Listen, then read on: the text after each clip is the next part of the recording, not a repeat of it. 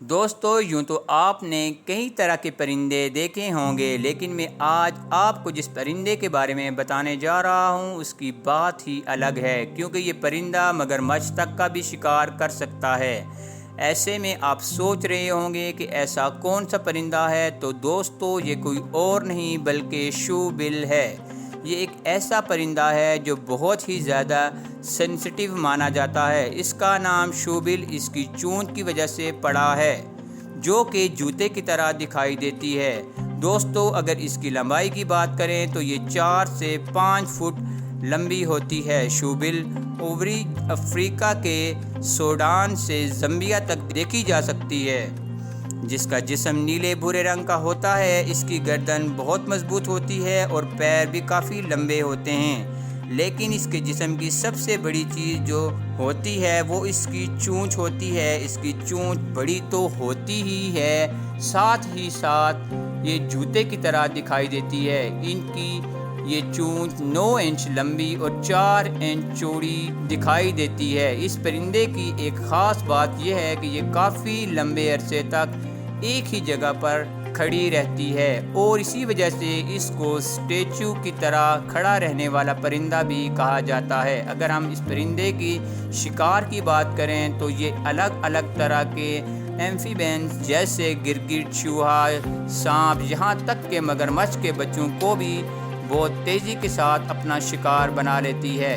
یہ اپنے شکار کو دیکھتے ہی بہت تیزی کے ساتھ اپنے شکار کی طرف بڑھتی ہے اور اس کو دبوچ لیتی ہے، اور اگر شکار بچنے کی کوشش کرے تو یہ اس کو آدھے آدھے ٹکڑوں میں بانٹ دیتی ہے۔ یہ اپنے شکار کو منہ میں ہی گھائل کر دیتی ہے، اس لیے اس کا شکار آگے کی لڑائی لڑنے سے پہلے ہی دم توڑ دیتا ہے۔ اس کے علاوہ ان کی ایک اور چیز کافی نرالی ہے، اور وہ یہ ہے کہ یہ اپنے آپ کو ان سوشل رکھتے ہیں، کیونکہ یہ اپنے گھونسلے سموہی گروپ سے نہیں بناتے ہیں، اس لیے ان کے گھونسلے الگ الگ ہوتے ہیں۔ یہی وجہ ہے جب شوبل کے بچے پیدا ہوتے ہیں تو وہ 2.5 ماہ تک چل نہیں پاتے، اور تب تک اپنا کھانا اور پینے کے لیے اپنی ماں پر ہی انحصار کرتے ہیں۔ لیکن دوستو کیا آپ جانتے ہیں کہ پرندوں میں لاڈ پیار اس کے بڑے بچوں کو ہی زیادہ ملتا ہے، چھوٹے اور کمزور بچوں کو بہت کم پیار ملتا ہے۔ اصل میں جب بچے بھوکے پیاسے ہوتے ہیں تو وہ اپنی ماں سے ہی کھانا پانی مانگتے ہیں، اور جب ماں ان کو کھانا پانی لانے کے لیے باہر جاتی ہے تو بڑے بچے چھوٹے بچوں کو مارتے ہیں، انہیں کاٹتے ہیں، یوں کہ وہ سارا کھانا پانی اور لاڈ پیار خود ہی اکیلے لینا چاہتے ہیں، اور تب چھوٹے اور کمزور بچے گھونسلے چھوڑ کر اپنی جان بچانے کے لیے ماں کی طرف بھاگتے ہیں۔ ماں کے واپس لوٹنے پر وہ سارا کھیل خوب سمجھ جاتی ہے، مگر وہ بھی کمزور بچوں کو ایکسیپٹ نہیں کرتی، اور کھانا پانی پہلے اپنے بڑے اور تندرست بچے کو دیتی ہے اور اپنے کمزور اور گھائل بچوں کو ویسے ہی چھوڑ دیتی ہے۔ اسے دیکھ کر یہ صاف سمجھ میں آتا ہے کہ مادہ شوبل اپنے بچوں کو پیار تو کرتی ہے، یا یوں کہیں کہ صرف کچھ بچوں کو ہی پیار کرتی ہے، ورنہ یہ کمزور اور گھائل چھوٹے والے بچوں کو چھوڑ کر بڑے والے بچوں کو کھانا اور پانی صرف نہیں پلاتی۔